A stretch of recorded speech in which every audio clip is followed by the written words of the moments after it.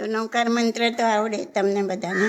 આપણે તો રટણ ચાલુ જ હોય નૌકાર મંત્રનું. જ્યારે બીજું કામ બી કરતા હોય ને ત્યારે નૌકાર મંત્ર ગણાય. નૌકાર મંત્ર એવો છે ને કે તમે ગમે ત્યારે ગમે ત્યાં ગણી શકો. એવું નથી કે નાહી ધોઈને ચોખ્ખા કપડાં પહેરો ત્યારે જ નૌકાર ગણી શકાય.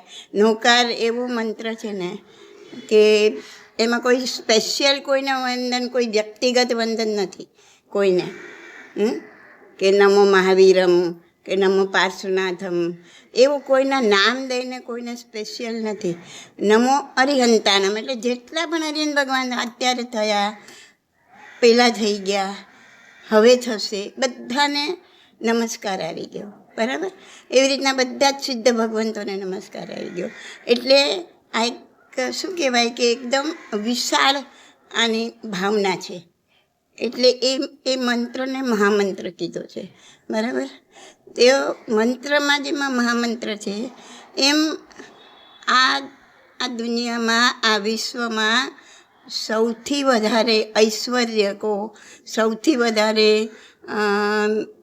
સુખી કહો કે સૌથી વધારે એની ભવ્યતા કહો, એવું ઐશ્વર્ય કોની પાસે હોય ખબર તમને?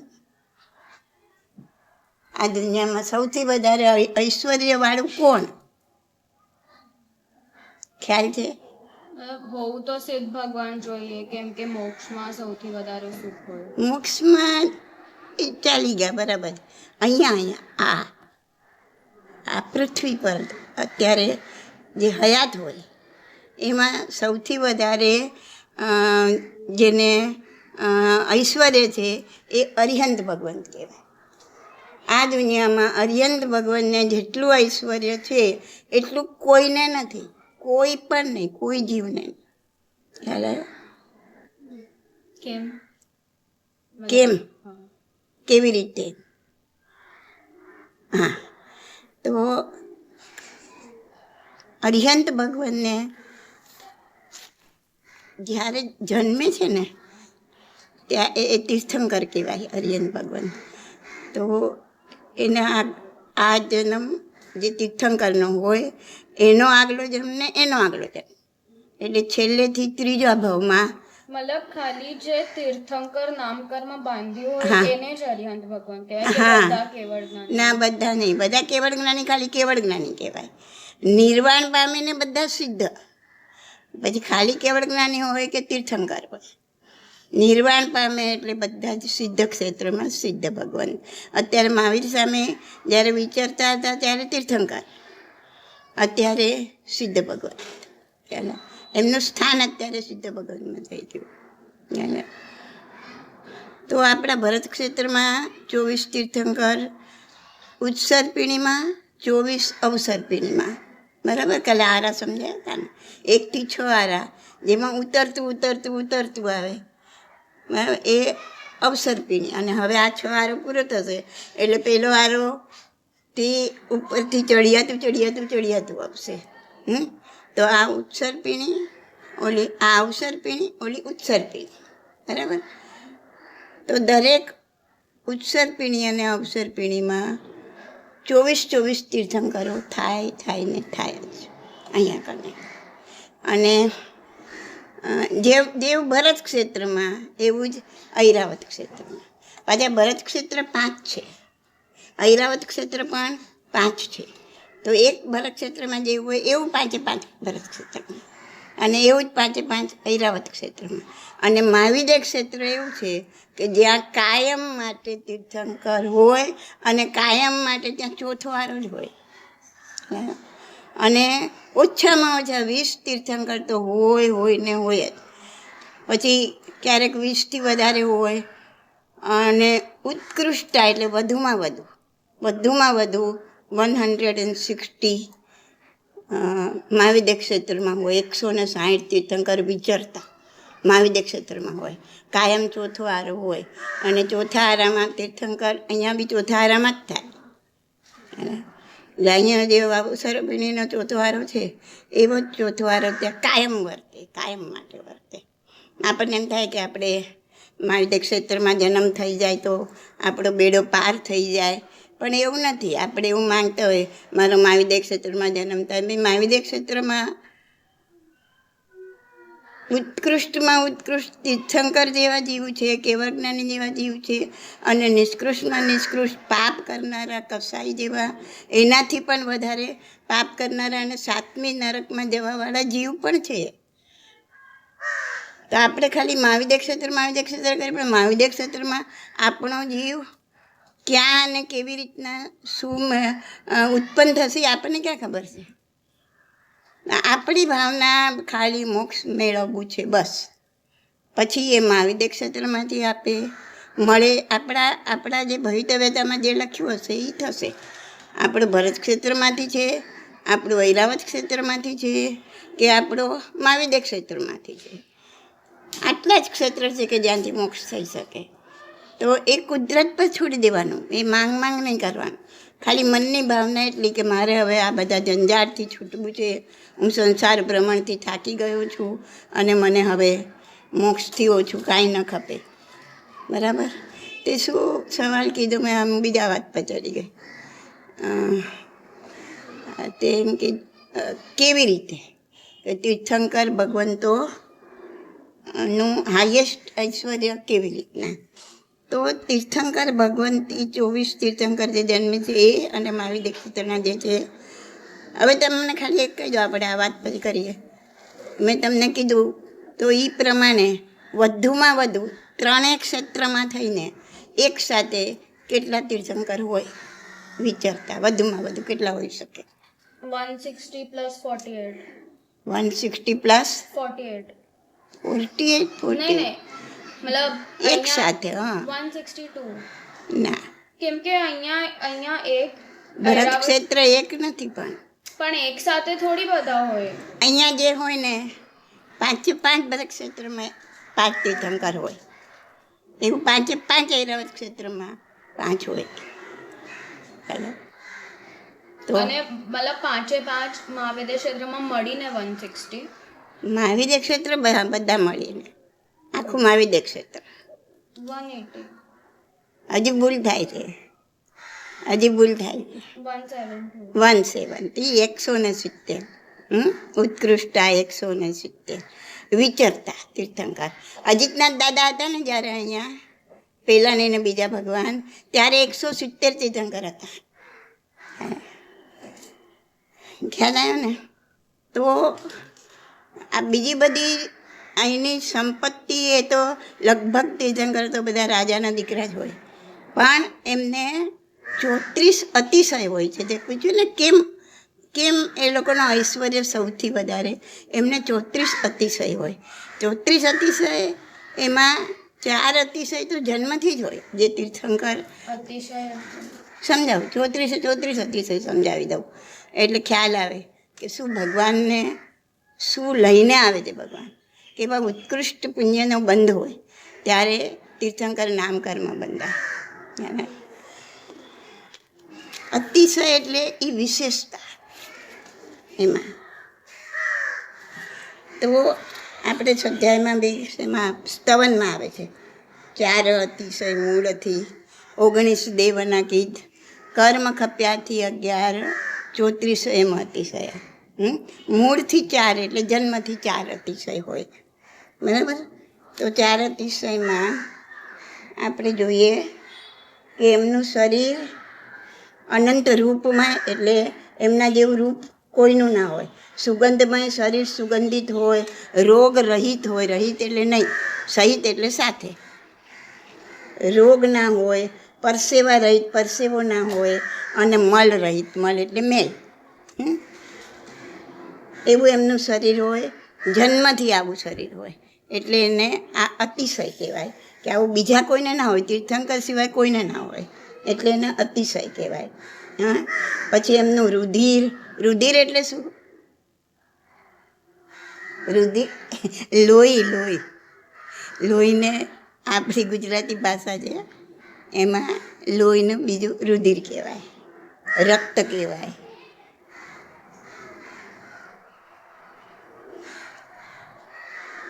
રુધિર, માંસ એ બધું ગાયના દૂધ સમાન સફેદ હોય.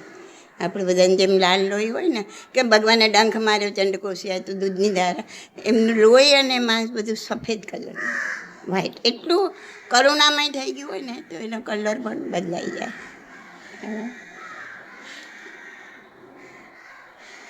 તો રુધિર અને માંસ ગાયના દૂધ જેવા સફેદ અને દુર્ગંધ વગરના હોય, એમાં દુર્ગંધ હોય નહીં. કોઈ શબ્દ ના સમજાય તો પૂછજો, હા રિસર્ચ દેતી. પછી આહાર અને નિહાર ચર્મચક્ષુથી જોઈ ન શકાય. આહાર એટલે ખાવાનું, નિહાર એટલે મળ વિસર્જન, એ તમે કોઈ જોઈ ના શકે એમ. એ આહાર ચર્મચક્ષુ એટલે આપણે આ ચક્ષુ, આ શું કહેવાય આપણી આંખ, એને ચર્મચક્ષુ કહેવાય. તો ચર્મ એટલે ચામડું, ચામડાના બનેલા ચક્ષુ. તો બીજું કોઈ પણ વ્યક્તિ એમનો આહાર કે નિહાર જોઈ શકે નહીં. અને શ્વાસોશ્વાસમાં કમળ જેવી સુગંધ હોય, શ્વાસોશ્વાસમાં કમળનું ફૂલમાં કેવી સુગંધ હોય એવી એમની સુગંધ હોય. આ 4 અતિશય મૂળથી એટલે જન્મથી હોય એમને, દરેક તીર્થંકરને, એવું નહીં અહીંના હોય ત્યાંના હોય, તીર્થંકરને બધાને એક સરખું જ હોય. હા, પછી એમને કેવળ જ્ઞાન થાય ભગવાનને ત્યારે દેવો બીજા 4 અતિશય મૂળથી 11 દેવ નક્કી, દેવો બીજા નહીં 19 દેવ નક્કી, દેવો બીજા 19 અતિશય કરે છે. એમાંનું છે હવે 4 જોયા ને, હવે 5મું. 1 યોજન પ્રમાણ સંવત્સરણમાં મનુષ્ય, દેવ અને તિર્યંચની કોડાકોડી સમાય અને તેમને બાધા થાય નહીં. હવે એ જ્યાં કને દેશના આપતા હોય ને ત્યાંથી 4 બાજુ 1 યોજન સુધી, હા, દેવ, મનુષ્ય, તિર્યંચ 1 કરોડ સમાય. એટલા દેવ, મનુષ્ય અને તિર્યંચ થઈને 1 કરોડ એની અંદર આવી શકે, સંવત્સરણમાં બેસી શકે. હા, અને કોઈને બાધા ન થાય, એટલે કોઈને અડચણ તકલીફ ના થાય, સંકોચાઈને બેસવું પડે નહીં. આવું સંવત્સરણ કોણ રચે? દેવો રચે. એટલે કે આ દેવના કીધેલા અતિશય છે, દેવે આ અતિશય કરે છે તીર્થંકર માટે. પછી 4 બાજુ ભગવાન જ્યાં હોય એની 4 સાઈડ 25-25 યોજન સુધી પૂર્વોત્પન્ન રોગ ઉપસમે અને નવા રોગ થાય નહીં. પૂર્વોત્પન્ન એટલે પહેલાં ઉત્પન્ન થયા હોય, પહેલાં જે રોગ થયા હોય એ રોગ બધા શમી જાય અને નવા રોગ થાય નહીં. 25-25 યોજન સુધી કોઈ નવા રોગ થાય નહીં. પછી વેરભાવ જાય, સિંહ અને વાઘ અને બકરી, પછી સાપ અને નોળીઓ, બિલાડી ને ઉંદર, આ બધા જન્મજાત શત્રુ છે એકબીજાને. પણ સંવત્સરણમાં તિર્યંચો બી આવીને બેસે, બાજુમાં બેસે, પણ એકબીજાને વેર ઉત્પન્ન ના થાય એવો પ્રભાવ હોય ભગવાન. એ લોકોને બે જોડે બેઠા હોય તો પણ વેર ઉત્પન્ન થાય નહીં. પછી મરકી જાય, મરકી એટલે એક જાતનો રોગ છે. આ જેમ અત્યારે આ કોરોના વાયરસ ફેલાયો છે ને એ બી એક મરકી છે. ત્યારે વત્સગરમની રચના થઈને ત્યારે બી એવો મરકી ફેલાય તો મરકી નામનો રોગ, કે ટપોટપ લોકો મરતા હતા. અમુક યુગે આવો પીરિયડ આવે જ છે. ખ્યાલ? અને ત્યારે વત્સગરમની રચના થઈ અને એના સ્મરણ કરીને એનું જળ છાંટવાથી એ મરકી હવે તો મતલબ એવું કંઈ બી છે ને કે વત્સગરમના જે લાસ્ટના થોડા, હા, એમાં શું હતું કે એવું હતું કે એ વત્સગરમ બોલે ને એની રચના એવી રીતના કરી હતી કે દેવોને હાજર થવું પડે, અને પછી લોકો એનો દુરુપયોગ કરવા માંડ્યા. નાનું કામ હોય ને, આ છોકરાઓને રોતા હોય તેને ચૂપ રાખવાનું, એટલે એવું ગંદુ કામ, સારું કામ, તો દરેક માટે સ્મરણ કરીને દેવોને બોલાવે ને દેવોને આવવું પડે, કારણ કે વચનથી બંધાઈ ગયા હોય કે આ રીતનું કોઈ સ્મરણ કરે તો આ દેવોને હાજર થવાનું. પછી દેવો વિનંતી કરી અને આ ગાથાઓને એમાંથી નીકાળી દીધી. એવું કંઈક થયો, મને 100% નથી ખબર, પણ આવું કંઈક થયું હતું, એટલે એને ટૂંકાવી નાખ્યો છે. તો મરકી ન થાય. પછી અતિવૃષ્ટિ એટલે હદ ઉપરાંત વરસાદ થાય નહીં, અને અનાવૃષ્ટિ એટલે વરસાદનો અભાવ ન થાય, બિલકુલ વરસાદ ન થાય એવું પણ બને નહીં. અને દુકાળ પડે નહીં, દુર્ભિક્ષ એટલે દુકાળ ન પડે. પછી સ્વચક્ર અને પરચક્રનો ભય ના હોય એ નહીં ખબર પડે તમને. આ જે ચક્રવર્તી રાજા હોય ને એના આયુધશાળામાં, એટલે બધા જેમના હથિયાર રાખ્યું હોય ને એને આયુધશાળા કહેવાય. આ અતિશય સમજતા તમને ઘણા બધા શબ્દો જાણવા મળી જશે. એમને તમે અતિશય તો ગમે ત્યાં તમને વાંચવા મળી જાય, પણ સમજણ ના પડે.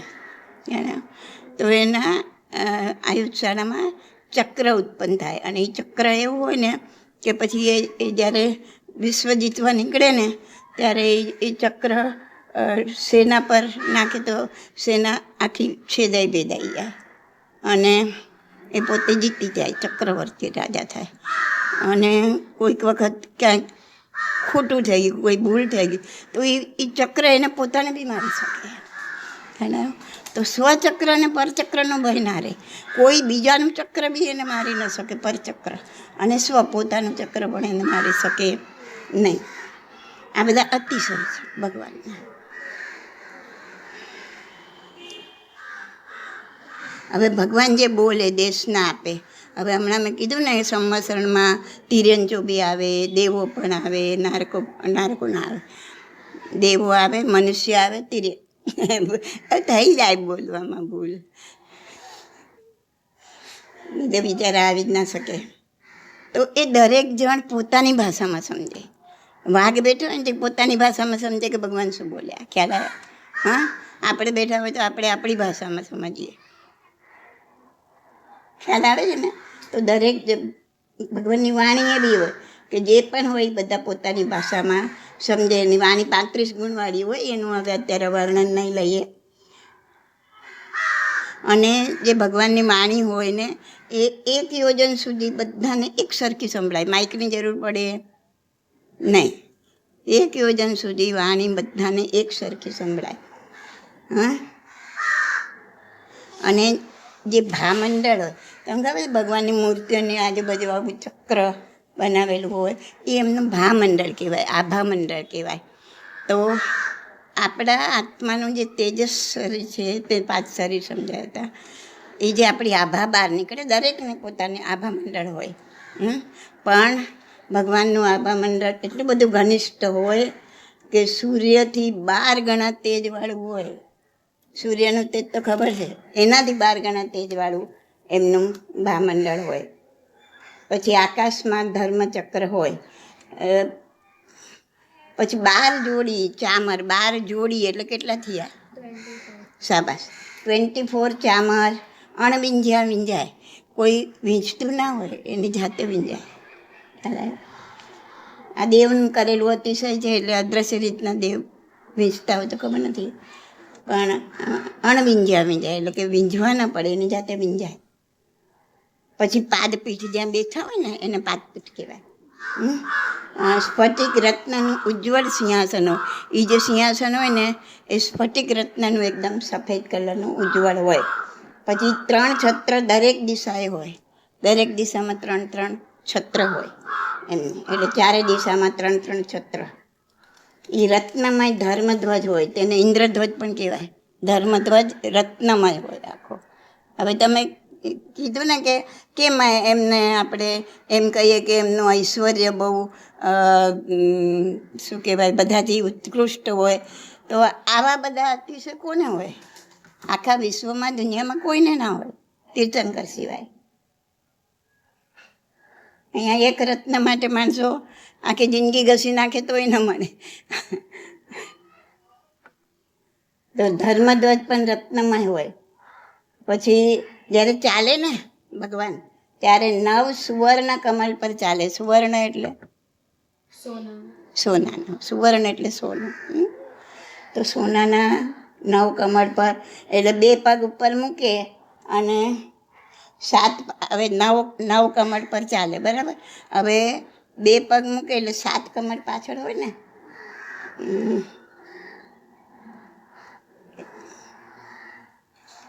હવે આજે સમજી લો કે આ 9 કમળ છે. હા, તો આ પહેલાં 2 પર ચાલે ને તો પાછે બીજા 2 એમની આગળ આવી જાય. આમ 2 કમળ પર 2 પગ આવ્યા ને, એક પગ અહીં મૂક્યો, એક પગ અહીં મૂક્યો, તો પાછળવાળા 7માંથી 2 એમની આગળ આવી જાય. એ 2 પર મૂકે એટલે પાછા એની પાછળ 7 એમાંથી 2 આગળ આવી જાય. બોલો, સોનાના કમળ. પછી જે ગઢ હોય 3, પહેલા ગઢ પર એટલે એક ગઢ પર તિર્યંચો બેસે, સાધુ બેસે, મનુષ્ય બેસે. જે 3 ગઢ હોય ને એ મણિ, સુવર્ણ અને રૂપાના હોય. રૂપા એટલે રૂપાબેન, રૂપા એટલે સોનું, રૂપું. રૂપા એટલે ચાંદી, ચાંદી. સોનું અને ચાંદી. રૂપું એટલે ચાંદી. બહુ કોમન શબ્દ, પણ તમે સાંભળ્યા જ ના હોય ને, કોઈથી કોઈ વાતમાં ના આવે. ચાંદી શબ્દ સાંભળે પણ રૂપા સાંભળી જ ના હોય, એટલે ક્યાંથી ખ્યાલ આવે તમને? પછી ભગવાન બેઠા હોય ને એના 4 બાજુ 3, એક તો ભગવાન પોતે હોય અને એની 3 બાજુ 3 પ્રતિમા દેવો બનાવે.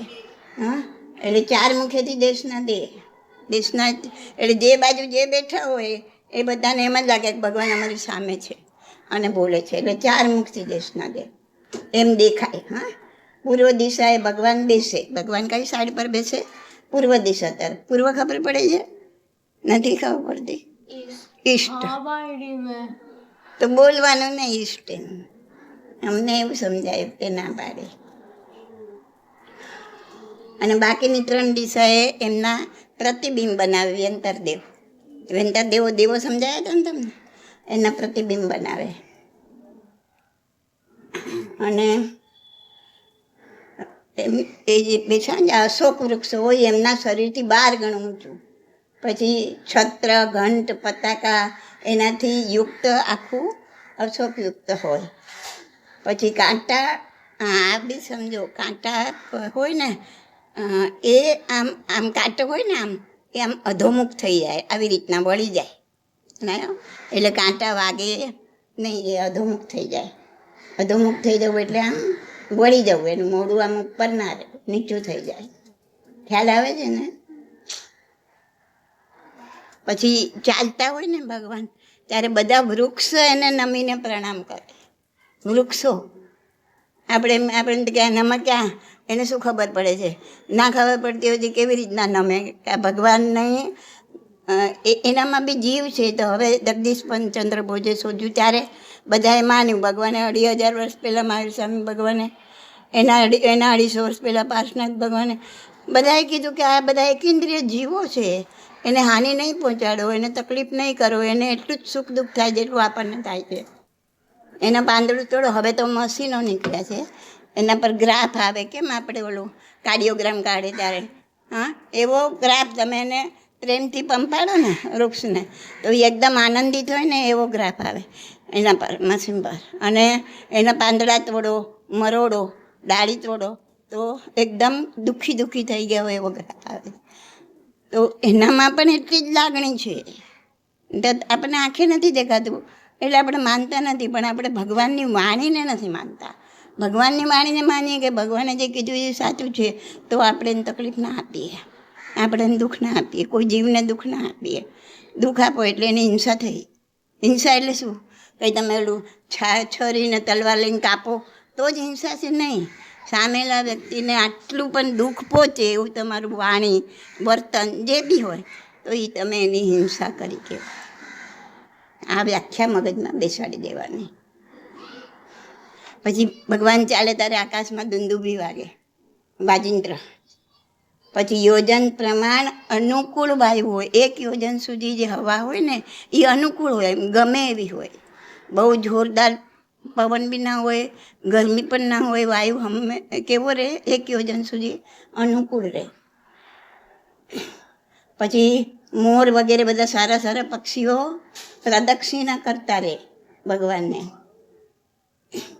પછી સુગંધી જળની વૃષ્ટિ થાય એટલે વરસે, છંટકાવ થાય.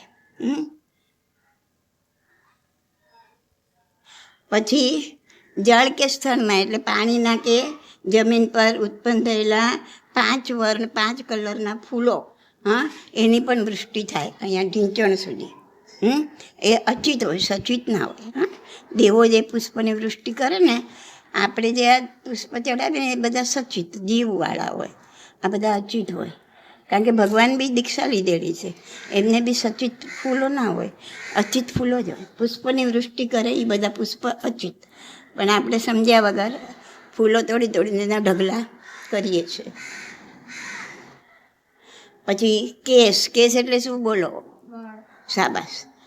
કેસ, રોમ, આ રૂમાળા હોય ને પણ એના પણ રોમ કહેવાય.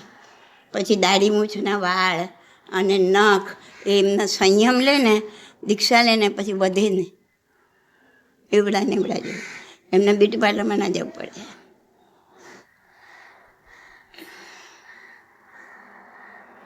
અને એમની પાસે ઓછામાં ઓછા 4 નિકાયના, મેં તમને 4 નિકાયના 4 પ્રકારના દેવો સમજાયા હતા, બરાબર? ભવણવય, વાણવ્યંતર, જોઈસવાસી, વિમાનવાસીય, બરાબર ને? ભવણવય એટલે ભવનપતિ દેવો, વાણવ્યંતર એટલે વાણવ્યંતર દેવો, વાણવ્યંતર જોઈસવાસી એટલે જ્યોતિષી, સરસ યાદ છે. વિમાનવાસીય એટલે વૈમાનિક દેવો. તો આ 4 નિકાયના 1 કરોડ દેવતા એમની આસપાસ રહે. આપણને એક દેવતાના ફાંફા છે, તો એમનું ઐશ્વર્ય તો કેવું કહેવાય. છતાંય કોઈ દેવની હેલ્પ ના લે. હેલ્પ લે તો મોક્ષ દૂર થઈ જાય. અને બધી ઋતુઓ પણ અનુકૂળ રહે. ગરમીમાં બહુ ગરમી પણ ના પડે, અનુકૂળતા રહે.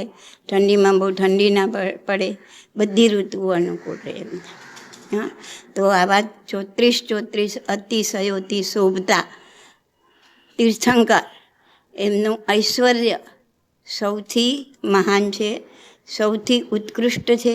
અને આ વિશ્વમાં આવું અતિશયોવાળું કોઈ પણ હોતું નથી, કોઈ પણ જીવ નહીં. હવે આપણને એક સવાલ થાય કે આટલું ઉત્કૃષ્ટ એમનું અતિશય સાંભળી અને આપણને મન થાય કે મોક્ષે તો જવું છે પણ તીર્થંકર બનીને જ જવું છે. એવું થઈ જાય ને કોઈને મનમાં મન થાય કે ભાઈ મોક્ષે તો આપણે કીધું મોક્ષની ભાવના રાખવી. ઘણા આવું કહેતા હોય છે, મને પણ કહેતા હોય છે કે બેન મોક્ષે તો જવું જ છે. સારા મોટા મોટા જેને નામ ના દેવાય મારાથી, તો બેન મોક્ષે તો જવું છે પણ તીર્થંકર બનીને જ જવું છે. નહીં, કોઈ પણ અપેક્ષા રાખ્યા વગર નિર્મળ ભાવે મોક્ષ એટલે જ ખાલી ઈચ્છવાનું કે મારે કર્મથી મુક્તિ મેળવવી. આ બધું ઐશ્વર્ય છે, એ ઐશ્વર્ય પણ ટેમ્પરરી છે. અરિહંત ભગવંત જ્યાં સુધી વિચરે છે ત્યાં સુધી ઐશ્વર્ય છે, એ પણ શુદ્ધ ભગવંત બની જશે. તો કોઈ ઐશ્વર્ય જોઈને આપણે કોઈ ભાવના કરવાની નથી, કેમ કે બધું જ ઐશ્વર્ય કેવું છે? ટેમ્પરરી છે. ટેમ્પરરી વસ્તુની કોઈ ભાવના કરવાની નહીં, બીજી કોઈ ઈચ્છાઓ પણ કરવાની નહીં, કારણ કે જે પ્રમાણે આપણા ભવિષ્ય લખાયું હશે એ પ્રમાણે થવાનું જ છે. તીર્થંકર બનીને જવાનું લખ્યું હશે તો તીર્થંકર બનીને જશું, એમને એમ જવાનું લખ્યું સિદ્ધિ કેવડી થવાનું હશે તો એમને એમ થશું. એ બધું આપણા જે કંઈ આપણા ભવિષ્યમાં છે અને જે કંઈ કેવળ જ્ઞાનીના દેખવામાં આવ્યું છે એ પ્રમાણે બધું થવાનું જ છે ને થશે. આપણે ખાલી શુભ કાર્ય કરતા રહો, શુદ્ધ ભાવના ભાવો અને મોક્ષની ભાવના ભાવો, બસ. ઓકે.